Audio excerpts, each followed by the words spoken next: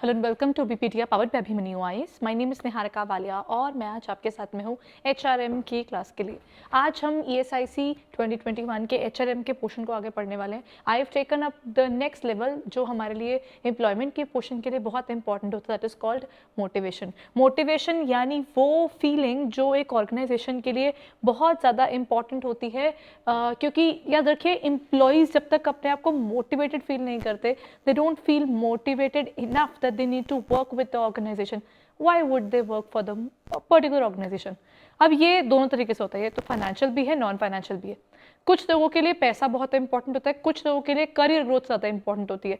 There are certain people who are just running after the salary, there are certain people who say that other than salary, I agree कि मेरे को salary एक motivator है, but मुझे high paying salary के साथ में monotony नहीं चाहिए। Now when people are looking forward towards a area कि जहां पर उन्हें मोनोटनी नहीं चाहिए, वो आपका नॉन फाइनेंशियल हो गया। यानी एक ऑर्गेनाइजेशन के अंदर आपको दो चीज़ देखने को मिलती हैं। एक तरफ आपको कुछ ऐसे लोग मिलेंगे जिनकी मोटिवेशन यानी the drive to do something is basically a positive scenario, जहां पर वो या तो मनी पॉइंट ऑफ व्यू देख रहा होगा यानी फाइनेंशियल मोटिवेटर्स या फिर नॉन फाइनेंशियल मोटिवेटर्स।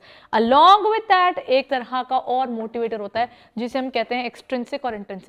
जिस चीज की दिल से आवाज आती है ये मेरे को चाहिए, that is your intrinsic motivation। और एक चीज, okay now they are having a good car, इसके पास में अच्छा फोन है, जब हम उसको देखकर वी फील कि मुझे ये चीज चाहिए, दैट्स कॉल्ड एक्सट्रिंसिक। यानी कुछ चीजें आपके अंदर से आ रही होती है और कुछ चीजें आपको आसपास के सिनेरियो से मोटिवेट करते हैं। If you see someone becoming a skeleton officer and you feel okay I want the same thing, now in this case the feeling कि उसके पास वो चीज है तो मुझे चाहिए, वो आ जाएगा आपका एक्सट्रिंसिक के साथ में। मतलब आपको कोई चीज लालच देती है और आप उसको उस चीज के हिसाब से करना चाहते हो, वो एक्सट्रिंसिक में आया। But the inner feeling that I was looking forward to do this in my life, that's an intrinsic one.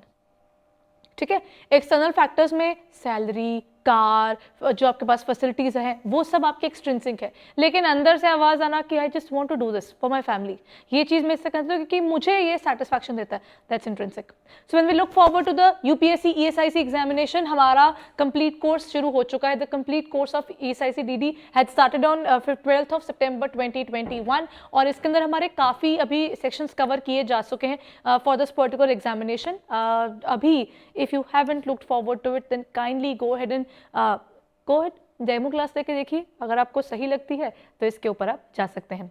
Till then let's move forward to the next area.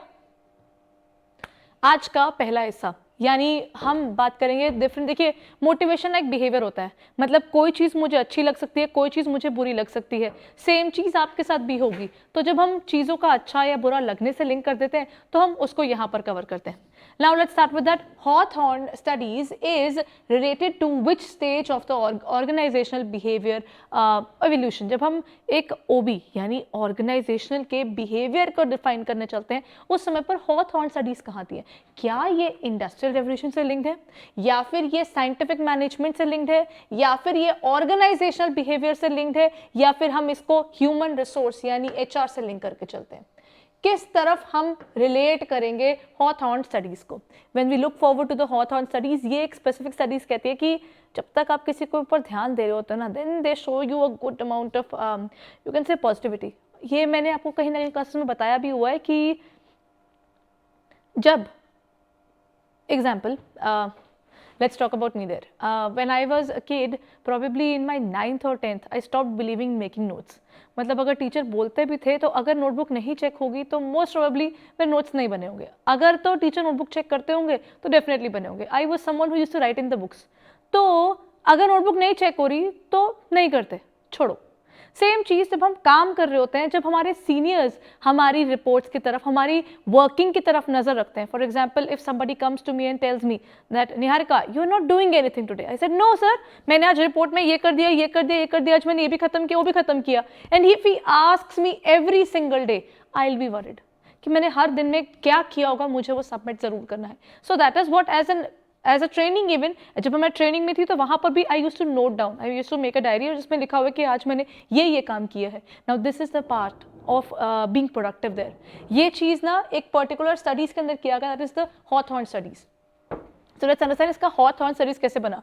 HR की मूवमेंट में हमारे पास अलग अलग चीज़ें आई। सबसे पहले एक समय था जब एक भेदभाव नहीं था, यानी तब तक एक मैनेजमेंट और हमारे लेबर्स अलग अलग नहीं हुए थे, फिर हमारे लेबर अलग हुए और मैनेजमेंट अलग हुई। जब हमने इस चीज़ को देखा फिर क्या हुआ, धीरे धीरे ट्रेड यूनियंस का ना एक राज आया, क्योंकि दो अलग अलग हिस्से आए, एक तरफ मैनेजमेंट और दूसरी तरफ हमारे पास, एक तरफ मैनेजमेंट दूसरी तरफ वर्कर्स हैं। वर्कर्स कहते हैं हमको पैसा नहीं मिलता, मैनेजमेंट कहता है काम नहीं करते।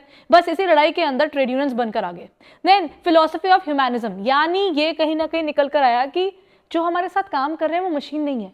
एक मशीन को दूसरी मशीन के साथ रखोगे तो वो शायद अपने लिए अगर तेल मांगता है, अगर वो अपनी पॉलिशिंग मांगता है, अगर वो अपनी मेंटेनेंस मांगता है, वो गलत नहीं है क्योंकि वो मशीन है। लेकिन वही चीज जब इंसान मांगता है कि मुझे एक मोटिवेटर फैक्टर चाहिए या मुझे अपनी बेसिक डिटेल्स के लिए, मतलब ऑर्गेनाइजेशन क्या मेरे लिए इतना नहीं कर सकती, वो वाली चीजें करता है तो वो गलत है। ऐसा क्यों? यानी ह्यूमैनिज्म का एक वहां पर आपको देखने को मिला और साथ में जुड़ गया Hawthorne studies. That means when you are looking at people they are better, if you don't look at them थोड़ा सा ना उसकी वैल्यू कम हो जाती है। Now let's look at that as well. Hawthorne experiment किसने कंडक्ट किया था? क्या वो विलियम गिलबर्ट ने किया था, क्या हेनरी फ्योल थे, या फिर एफ.डब्ल्यू. टेलर, या फिर Elton Mayo? Let's talk about Hawthorne experiment exactly किया किसने था। जब हम हॉथॉर्न एक्सपेरिमेंट की बात करते हैं ना, वैसे तो वो एक्सपेरिमेंट किसी और चीज का ही कर रहे थे, लेकिन दे रियलाइज्ड कि किसी भी चीज में जब आप एक्सपेरिमेंट करते हुए ऑब्जर्वेशन कर रहे हो ना, ऑब्जर्वेशन करते समय तो people are going just fine, they are doing good. आपको लगता है कि हमारा ये एक्सपेरिमेंट काम कर गया जी, लेकिन जैसे ही अब वो एक्सपेरिमेंट खत्म करके उसको इम्प्लीमेंट कर देते हैं, things doesn't go that way. यानी जिस तरीके से उसको जाना चाहिए वो वैसे नहीं गया। What can be the reason behind that? Hawthorne experiment उसी के बारे में किया जाता है। तो when we look forward to the person who was behind Hawthorne experiment, that was Elton Mayo. Elton Mayo ने इस पर्टिकुलर एक्सपेरिमेंट को कंडक्ट किया था और ये रहा उसका एक छोटा सा हिस्सा। हॉथॉर्न की स्टडीज में आपको क्या देखने को मिलता है? Number 1, pay attention to the worker, उस पर ध्यान दो। बिकॉज जब आप किसी पर ध्यान देते हो, okay let's link it with our childhood as well. I think अब तो कुछ नहीं बचा, बट छोटे होते अगर हम बात करते हैं, when we were in nursery, pre nursery, first, second, उस स्टेज के अंदर a star, an excellent, good use to be something जो एक बच्चे के लिए अचीवमेंट होती थी। मतलब it was a symbol where the teachers were paying attention to them. आज ऑर्गेनाइजेशन में भी when people look forward to a growth, then they want someone to at least notice what they are doing in the organisation, right? So that means यहाँ पर आपके पास आता है ये working of informal social sector की। जब हम बात करते हैं, आपके इनफॉर्मल सोशल फैक्टर्स का भी एक वर्किंग रहता है, यानी लोग से जुड़ना भी इसका एक इंपॉर्टेंस है। Then open communication, again a very important area to study humanity, because ultimately when you think about a particular person, जब हम बात करते हैं ह्यूमंस की, तो I don't think you can find any human growing in isolation. Every human needs to socially interact with other aspects of life as well as human beings, ताकि उनकी growth उनको देखने को मिले। साथ ही साथ जब आप उन पर ध्यान देते हैं, सबसे प्यारी चीज तो होती है is increase in productivity. When all of these things happen together, only that is the point where you will find it कि लोग अच्छे से काम करते हैं और यहाँ से हमको मिलती है इंक्रीज्ड प्रोडक्टिविटी। ठीक है, सो लेट्स मूव फॉरवर्ड। अगला हमारे पास क्या आ जाता है, that is dash explains how and why people react when they feel unfairly treated. इनमें से ऐसा कौन सा आपके पास थ्योरी है जो ये बताता है कि कब और क्यों, मतलब इट्स लाइक हाउ कैसे और व्हाई क्यों लोग ऐसा करते हैं कि उन्हें ऐसा लगता है कि that why they feel unfairly treated. मतलब अच्छा चलो इसको भी डिस्कस कर लेते हैं एक बार। समटाइम्स व्हाट हैपेंस इज, मैंने कोई चीज़ पर काम किया, I worked hello hard for it, मेरा एक बहुत मेजर इनपुट है, बट हुआ क्या कि उसका मुझे रिकॉग्निशन नहीं मिला, या फिर उस हिसाब से उस मेहनत के अकॉर्डिंग मुझे पैसा नहीं मिला, या फिर काम मैंने किया बट वही जब सामने वाले ने किया तो उसको मुझसे रिकॉग्निशन मिला, जबकि हमने सेम काम किया। There is no difference, but still I am paid less and he is paid more. These are the kind of things which anybody would feel कि नहीं, यहाँ पर मेरे साथ एक जस्टिफाइड सा ट्रीटमेंट नहीं किया जा रहा, राइट? तो क्या है इसमें जो आपको फील करवाएगा, यानी वो इक्विटी थ्योरी की बात कर रहे हैं, एक्सपेक्टेंसी थ्योरी की बात कर रहे हैं, गोल अटेन थ्योरी की बात कर रहे हैं, गोल सेटिंग थ्योरी की बात कर रहे हैं। ठीक है, चलिए let's discuss the answer of this particular question. जब हम बात करते हैं कि आपको अगर अनफेयरली ट्रीट किया जाए, how do you deal with it, that's equity theory. Equity theory पता है क्यों है? The kind of input I put in anything that determines कि मुझे लगता है कि अच्छा मैंने इतनी मेहनत के इतने नंबर तो आ जाएंगे, लेकिन उतने नंबर नहीं दिखते, या मैंने जैसा किया वही सेम सामने वाले ने किया लेकिन उसको मुझसे ज़्यादा क्यों मिला, that particular question mark kills me कि यार ये तो गलत बात है कि मेरा इस साथ में ये चीज़ हुई और सामने वाले के मुझसे ज़्यादा रहे, जबकि बात मेरी की है, अगर मैंने उस चीज़ में इतनी इनपुट डाली तो this is what I need to get. But then when such a situation happens, equity theory talks about the basic equity. कुछ ऐसा दिखता है यहाँ पर आपकी, देखिए इक्विटी और इक्वालिटी जो है ना वो सेम नहीं होते. Equity talks about the journeys there, everybody has their own journeys और आप अपने अकॉर्डिंग उस चीज को डिफाइन करते हो. चलो let's understand this as well. सबसे पहले जब हम इनपुट की बात करते हैं, आप इनपुट में क्या डालते हैं? आप टाइम डालेंगे, आप एफर्ट्स डालेंगे, आप लॉयल्टी डालेंगे, इंटेग्रिटी डालेंगे, कमिटमेंट डालेंगे, आपकी पर्सनल सैक्रिफाइसेस होंगे which would be not seen by others. That's your input. जब हम अपनी पढ़ाई करते हैं तो हम पता नहीं कितनी चीज़ें छोड़ते हैं, और जब हम किसी ऑर्गेनाइजेशन का कमिट होते हैं तब भी कुछ ऐसा ही चलता है that you are putting your you can say every effort to make things work out. फिर आपका क्या निकलता है? आउटपुट. यानी आपको उस चीज के बदले क्या मिल रहा है? Basic pay, incentives, benefits, job security, recognition, career development, fulfilment, ये सब चीजें आपको मिलती हैं. और डिमोटिवेशन, डिक्रीज द इनपुट, आपका डीमोटिवेट होना, यानी मोटिवेशन का opposite. Motivation is an internal feeling to grow further, while demotivation is the totally opposite of it. It's a feeling of being hollow there कि नहीं, I don't think I can do this. For example, I have seen many aspirants feeling the way, जब कोई paper नहीं निकलता ना तो एक गंदी सी फीलिंग आती है that why should I even continue, why should I even keep the hope, मैं क्यों पढ़ूं. वो एक अंदर से निकल कर आने वाला क्यों, वो यहाँ पर आया. देन डिक्रीज इनपुट, आपकी इनपुट डिक्रीज हो जाती है. Faculty turnover ensues when there is a feeling of not being fairly rewarded. कभी ना okay, I think I've talked about it, but I still believe strongly in it.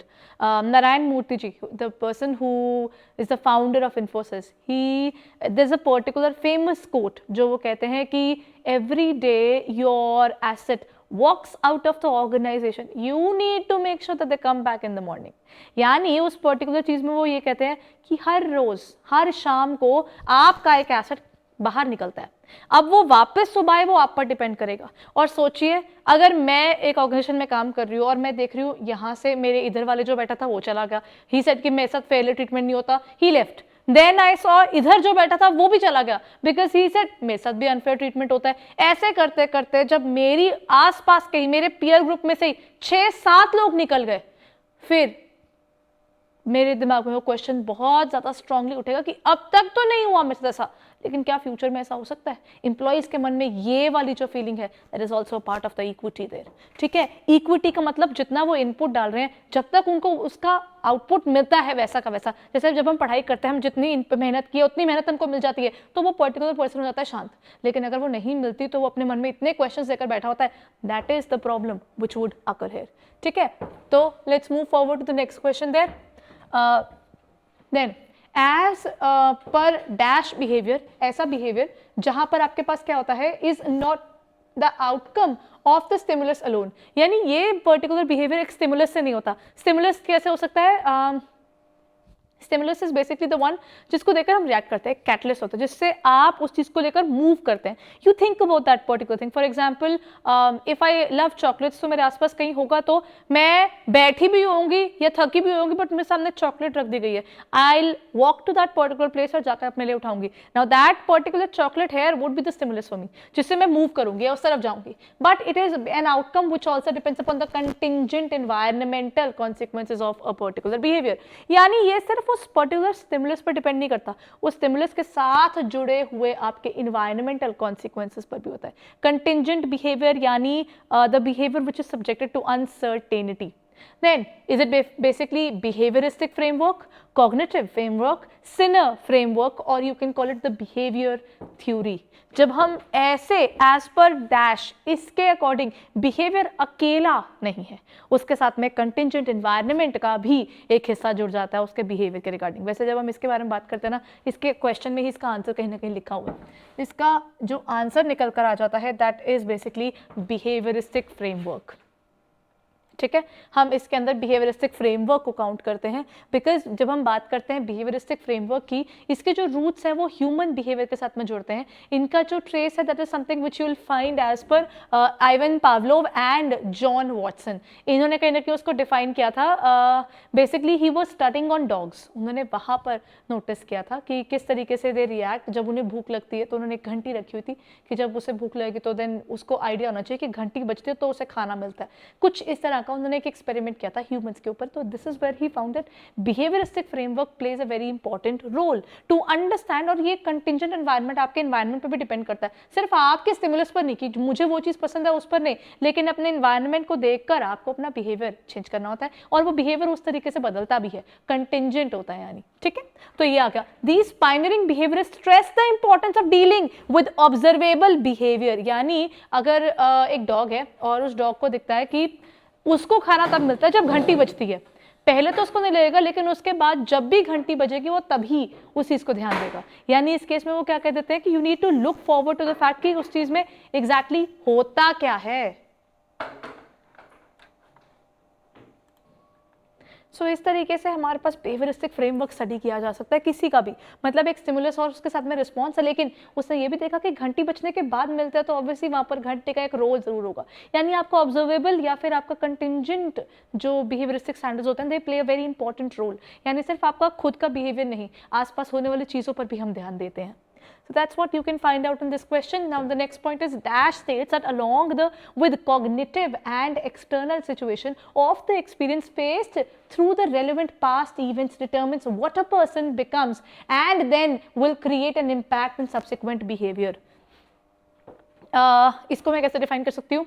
There are certain people, मतलब अगर आपने कभी बचपन में कहानियाँ सुनी हो, मेरी नानी बहुत सुनाते थे ऐसी कहानियाँ, तो उन्होंने एक स्पेसिफिक कहानी मुझे सुनाई थी एक पर्टिकुलर डाकू की, कि एक पर्टिकुलर सिचुएशन में where he felt that I am done with this, हो गया ये सिनिंग वाला काम, जितने भी सिन मैंने करने थे कर लिए, now let's move towards the particular area of becoming a saint, and that's how we became a saint, and a saint so pious and so God loving that he left everything all together. So that means कहीं ना कहीं एक समय पर जो एक sin था उनका, मतलब उनके जो पाप थे जो उन्होंने किए, और उसके बाद वो एक गिल्ट जो हिट की, और उसके बेस पर उनका एक सही और गलत के बीच का जो डिफरेंस था वो बहुत ज़्यादा शॉर्ट हो गया, and that's what made him a saint. यानी ह्यूमंस का जैसे छोटे होते, अगर किसी बच्चे ने अपने घर के अंदर डोमेस्टिक वायलेंस देखी होती है तो वो डोमेस्टिक वायलेंस को दो तरीके से ले सकता है। एक कि ये तो ऑब्वियस है, women are to be treated like that. दूसरा कि नहीं, ये विमेन के साथ होना गलत बात है, I have seen my mother suffer, मेरे बाद में मेरे घर में कोई और ये नहीं देखेगा। ये क्या है? दोनों तरह के बिहेवियर सिर्फ एक चीज पर बेस्ड है कि किस तरीके का बिहेवियर उसकी लाइफ में हुआ है, और वो डिटरमिन करेगा कि उसका अल्टीमेटली सब्सिक्वेंट बिहेवियर क्या होगा, उसका एक पॉजिटिव इंपैक्ट या नेगेटिव इंपैक्ट उसके पास्ट इवेंट्स डिटरमिन करते हैं। Then this is behaviouristic framework और कॉग्निटिव और सोशल कॉग्निटिव फ्रेमवर्क और the social framework. Okay, so let's look forward to this. कौन सा कॉग्निटिव एंड एक्सटर्नल सिचुएशन, मतलब उसकी ब्रेन और उसकी बॉडी को लेकर एक आप जो डिफरेंस देखने को मिलता है ना, वो दो तरीके से मिला जो मैंने आपको बताया। सोशल इज बेसिकली सोसाइटी में आपको किस तरीके से ट्रीट किया जाता है, यानी प्रिजनर्स को कैसे ट्रीट किया जाता है, वो आपका वहाँ आ गया। और कॉग्निटिव यानी उनका ब्रेन बेस्ड, यानी उनकी मेमोरी बेस्ड क्या चल रहा है। कॉग्निटिव आपका काफ़ी हद तक मेंटल फ्रेमवर्क को आप डिफाइन कर सकते हो कि जैसे ना कोई भी पर्टिकुलर चीज़ के अंदर, जैसे ऑर्गेनाइजेशन के अंदर भी किसी पर्टिकुलर पर्सन के साथ में क्या हुआ, उसने सारा काम किया लेकिन उसको उसके काम का एक्नॉलेजमेंट नहीं मिला। Then he said it to other person कि मेरे साथ ये होके हटा है और अब मैं और ज़्यादा ध्यान दूंगा, लेकिन अब वो ऐसे ध्यान देगा कि वो अपने काम पर पूरा फोकस रख के अपनी एक्नॉलेजमेंट अपने तक ही रखेगा। Now that's the question mark that arises, यानी कि सेल्फ एफिकेसी, आउटकम एक्सपेक्टेशंस, कई चीजें एक साथ मिलकर उसकी एचआर की वर्किंग को देखती है, यानी ऑर्गेनाइजेशन के अंदर उसकी वर्किंग को रिव्यू करती है। दैट मीन्स सेल्फ एफिकेसी, खुद पर कितना भरोसा कि मैं कितना एफिशिएंट हूँ। देन वो आपके आउटकम पर डिपेंड करेगा कि मैं कितनी मेहनत कर सकती हूँ, वो उस पर डिपेंड करेगा कि आउटकम क्या निकलेगा उसका। अगर मुझे पता मुझे अच्छी चीज़ मिलेगी, रिवॉर्डिंग मिलेगी, तो जान लगा देंगे, हम इतना सोच के चलते हैं। Then your interest will be based upon that, बहुत इंपॉर्टेंट होता है क्या मिलेगा मुझे इससे, अगर तो कुछ अच्छा मिल रहा है तो मैं इंटरेस्ट भी दूँ उसके अंदर, और उसी के साथ में आपकी चॉइस ऑफ गोल्स भी डिफाइन होती है। That's the portion of social cognitive framework. Now moving on to the next one, that is which of the following is not an example of content theory. Content theory ना ये content की बात करती है, बड़ी प्यारी थ्योरी है ये ना। चीज़ें आपको कैसे कैसे चाहिए हो सकती हैं उसको डिफाइन करके चलती हैं कंटेंट थ्योरीज। कंटेंट को हम कैसे डिफाइन करते हैं, मतलब हम पढ़ने वाले बच्चों में ना कंटेंट होता है कि मेरे को पढ़ने का कंटेंट चाहिए, कहाँ से ढूंढूं, right? So that means content theories would be the theory which is related to the fact where you will find the material, ठीक है, जो आपके लिए आपको इंटरेस्टिंग लगता है। उसमें कौन सा नहीं है, मैस्लो, हर्सबर्ग, एक्सपेक्टेंसी और द एल्डरफर्स ERG थ्योरी। चलो एक बार आइडिया दे दूं, कुछ ना भाई बहन है, मतलब यू कैन से सारे भाई हैं एग्जैक्टली, क्योंकि ये सब मेल्स आ जाते हैं। Number 1 is Maslow theory, Maslow की need hierarchy theory. Then Alderfer ERG theory, ये तो इसी का ही आप बोलोगे मॉडिफाइड वर्जन है। Then even Herzberg's theory falls under the same scenario. इनमें सिर्फ एक अलग आ जाती है, वो है आपकी एक्सपेक्टेंसी थ्योरी। एक्सपेक्टेंसी थ्योरी कहती है आपको जितनी एक्सपेक्टेशन होती है ना, आप उसी के अकॉर्डिंग ही अपनी चीज़ों पर उतना ज़्यादा वक्त चीज़ें लगाते हो। यानी अगर आपको लगता है कि इस एग्जाम में अगर मैंने क्लियर कर लिया तो मुझे आगे क्या क्या मिल सकता है, you have some expected things with you, only that particular thing is making you work. That's what this particular theory talks about. यानी यहाँ पर आपके पास आती है एक्सपेक्टेंसी, आपका effort. Will my effort lead to high performance, मतलब अगर मैं मेहनत करूँ तो मुझसे हो जाएगा, पहला question. Performance, will performance lead to outcomes, again अगर मैंने परफॉर्म किया तो instrumentality is linked with performance. अगर पहले वो खुद पे क्वेश्चन कर रहा है कि क्या मैं कर लूंगा, साथ में नेक्स्ट सोचा कि मेरी परफॉर्मेंस से क्या होगा। Then next is rewards, that means do I find the outcomes desirable, मैंने जो सोचा था क्या वो चीज़ हो पाई मेरे साथ या नहीं आई। और ये तीसरे मल्टीप्लिकेशन में चलते हैं, यानी एक पर्टिकुलर चीज़ आपकी एक्सपेक्टेशन आई होती है तो आपकी परफॉर्मेंस की तरफ आपकी दी जान लगी होती है, उसके बाद आपकी साथ में जुड़ जाता है आपके रिवॉर्ड्स, मतलब जितने रिवॉर्ड्स हाई होंगे उतना पीछे वाली चीज़ ज़्यादा होगी। यानी for example if the position is high, the person no matter वो प्राइवेट में है या पब्लिक में है, वो उसमें पूरी जान लगा कर चलता है बिकॉज उसके रिवॉर्ड्स हाई हो जाते हैं। That is the point which leads to a greater part of motivation, not only in terms of financial but also non financial area. Then next आता है among the following which is not a problem in changing the attitudes of the employee, वो कहते हैं इनमें से कौन सी चीज problem नहीं होती है in changing the attitudes of the employees. Number 1, insufficient information. Then resistant by employee. Then cognitive dissonance या फिर none of the above. Okay, let's talk about insufficient information. ये एक प्रॉब्लम होती है बिकॉज ऑब्वियसली बात है कि यहाँ पर अगर उसको इनसफिशिएंट इन्फॉर्मेशन है, he will be always be questioning कि क्या करूँ और क्या नहीं। एक ना ये होती है कॉग्निटिव डिसोनेंस, ये इसका एक छोटा सा सिंपल सी लैंग्वेज में बताऊँ ना, this is something to the practice what you preach. एक तरफ मैं बोलती हूँ कि okay there is a particular example जो मुझे याद है, उसमें उसने लिखा हुआ था कि एक पर्टिकुलर पर्सन बोलता है कि मैं मानता हूँ smoking is injurious to health, लेकिन I can not quit smoking, मुझे बहुत पसंद है स्मोकिंग। मतलब उसको एक जगह ये भी पता है, दूसरी जगह ये भी पता है, लेकिन वो फंसा हुआ दोनों में। कॉग्निटिव डिसोनेंस काफ़ी हद तक उससे लिंक्ड है, मतलब उसे पता है उसकी चीज़ गलत है लेकिन वो उसको छोड़ नहीं पा, उसको वो सही भी लगती है, उससे गलत भी लगती है। इस तरीके की जब चीज़ होती है ना, this is again a problem. लेकिन जब हमारी एटीट्यूड चेंज करने की बात आती है, उसमें जो चीज़ प्रॉब्लम नहीं करती वो है रेजिस्टेंस, हम उसे ब्रेक कर सकते हैं। तो ये एक प्रॉब्लम है जो आपको वहाँ पर नहीं दिखेगी, बाकी दोनों डेफिनेटली दिखेंगी उनके एटीट्यूड चेंज करने में। रेजिस्टेंस आपको मिलती है, कोई कहता है कि मैं क्यों काम करूँ ये, तो उसको बोलोगे पैसे और चाहिए, फिर वो कहते हैं नहीं मेरे पास पैसे अभी हैं, अभी जितनी सैलरी बढ़ी हो मुझे इतना उससे फील नहीं होगा, सिर्फ पैसे बढ़ाने से क्या होगा। तो आप उससे बोलोगे आगे पार्स में कुछ चाहिए, बोलेगा हाँ मुझे पार्स में चाहिए, तब जाकर वो चीज़ कंप्लीट होती है, दैट्स वेयर ये पूरा कंप्लीट होगा। Now look at the next point, dash embodies a team concept is based on the principle of mutual contribution by the employer and employee. इनमें से कौन सा ऐसा टीम कंसेप्ट है जो कहता है कि sir you should always build up something जहां पर एम्प्लॉय और एम्प्लॉय अलग अलग ना हो। ये ऐसे ग्रोथ नहीं होती, क्योंकि जब हम बात करते हैं एक साइंटिफिक वे से बात की जाए ना, जब हम कोई चीज़ पूरी ग्रिप उठाने की कोशिश करते हैं जहां पर सारी उंगलियां हो लेकिन अंगूठा ना हो, तब भी काम नहीं होता। और कोई एक फिंगर अगर यूज नहीं कर पा रहे ना, तो भी आपके हाथ में वो ग्रिप नहीं आती है। यानी हमारी एक ग्रिप के लिए इवन दो सब अलग अलग साइजेस के हैं, फिर भी it has to be united. That means in the same case in the organization you cannot just grow on your own. आपको सामने वाले के साथ में टीम वर्क में काम करना जरूरी होता है। Is it basically the autocratic model or the custodial or supportive or collegial? So let's talk about the correct answer. The correct answer is D. That means collegial model हम यहाँ पे model इसमें देख सकते हैं। ये कहते हैं कि सब लोग जो है ना, हमारे जो कलीग्स हैं, सब लोग इंपॉर्टेंट है टू ग्रो। आपकी ऑर्गेनाइजेशन के कोई भी गोल्स को अचीव करने के लिए ये सब चीज़ें आपके लिए इंपॉर्टेंट हो जाती हैं। ठीक है, now moving on, motivation includes. Motivation में क्या आता है? मोटिवेशन क्या जॉब एनरिचमेंट है? जॉब एनरिचमेंट मतलब आपने बोला मैम मैं ना बहुत बोर हो गया हूँ, मैं कहा ठीक है आपके काम में कुछ और नया ऐड करवाऊँ, नए प्रोजेक्ट्स चाहिए? हाँ जी मैम चाहिए, that's job enrichment. Job rotation, ma'am ये पर्टिकुलर जॉब प्रोफाइल मैंने सीख ली, I said okay, shift on to some other job profile, learn it। यानी अगर आप एक पर्टिकुलर चीज सीख चुके हो, एडमिन आ गया, मैं कहा हाँ जी, कहते हैं एडमिन आ गया, मैं कहा प्रोडक्शन में चल जाओ, फिर जाके प्रोडक्शन देख लो, आप प्रोक्योरमेंट साइकिल देख लो और क्या क्या है आप ही की पोजीशन के साइड पर कौन कौन से ऐसे फंक्शनल एडमिनिस्ट्रेशन वर्क हैं जो सिमिलर हैं, that's job rotation. Now the next point is job enlargement. Job enlargement मतलब जो आप जॉब कर रहे हो उसी में ही और आप क्या सीख सकते हो, आप उसी में आगे ग्रो कर जाओ। यानी जॉब इनरिचमेंट में you are preparing for the higher position, job enlargement में जहां पर हो उसका कोई कोना नहीं छोड़ोगे, और जॉब रोटेशन में कहते हैं यहां नहीं यहां नहीं, यहां सबका काम सीखो। दैट मीन्स यहां पर मोटिवेशन टेक्निकली ये सब इंक्लूड करता है, लेकिन ये नॉन फाइनेंशियल है, इसमें से पैसा इन्वॉल्व नहीं है, but psychologically it gives you okay. जब हम अपनी मोनोटनी को ब्रेक करते हैं ना, that's where we look forward to another level of achievement, that is what you will find in terms of motivation है। तो इसका आंसर आपका ऑल ऑफ द अबव हो जाता है। ठीक है, अच्छा अगला क्या कहता है, in dash the needs are arranged in order as per the importance, basic to complex. यानी आपको ना इसमें वो कहते हैं कि अरेंज किया जाता है चीज़ों को on the basis of importance, आपके लिए क्या सबसे इंपॉर्टेंट है। अच्छा, let's talk about the basics है।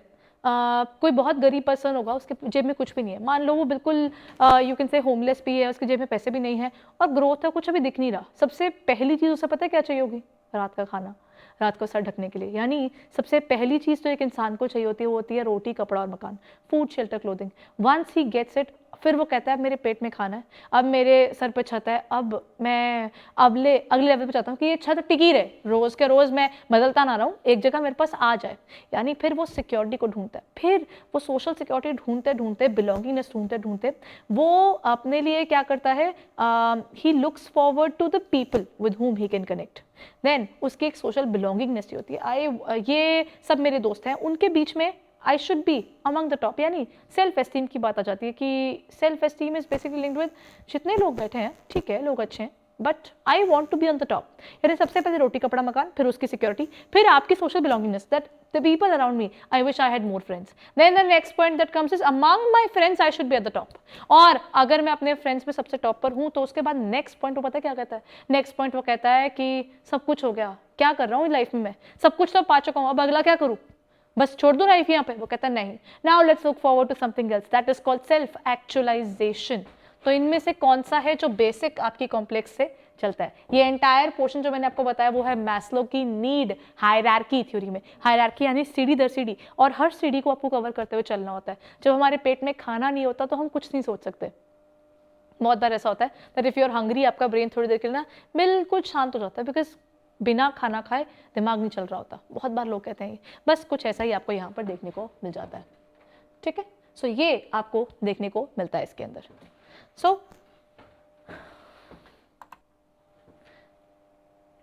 अगर आपको आज की क्लास थोड़ी सी हेल्पफुल लगी या आप इसको आगे फर्दर इस चीज़ के बारे में और पढ़ना चाहते हैं, then you can register yourself on our portal, that this is where you will find our free warm up course, जिसकी आप ये वीडियोस देख रहे हैं। इसके साथ की अटैच्ड आपको PDF मिल जाएगी, हर क्लास के साथ में ये है, जिससे आप आराम से अपनी जो स्टडीज़ हैं उसको कर पाएंगे। You don't have to go to every video and you don't have to look at every video again and again, ताकि आप उस चीज़ को पढ़ सकें। तो आप वो डाउनलोड कर सकते हैं हमारे पोर्टल पर जाकर, जिसकी डिटेल्स आपको मैं यहीं दे देती हूँ। आपके पास इसी वीडियो के नीचे आपको डिस्क्रिप्शन के अंदर अवेलेबल है, आप वहां पर लिंक पर जाएंगे तो आप डायरेक्टली हमारे पोर्टल पर आ जाएंगे, या अभी pd.abhimanyu पर जाएंगे तो यहाँ पर आपके पास एम्प्लॉय स्टेट इंश्योरेंस कॉर्पोरेशन का एरिया मिल जाता है। ESIC के अंदर आप जाते हैं तो यहाँ पर आप नीचे आएंगे ना, this is where you will find it.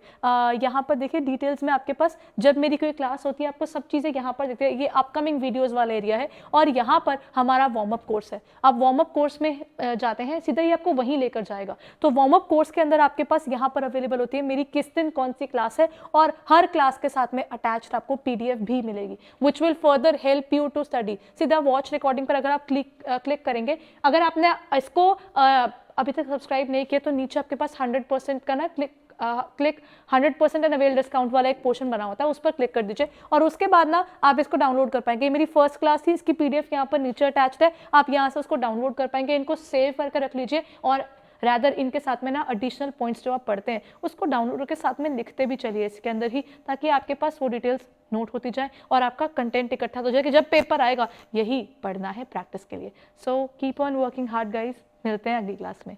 Thank you.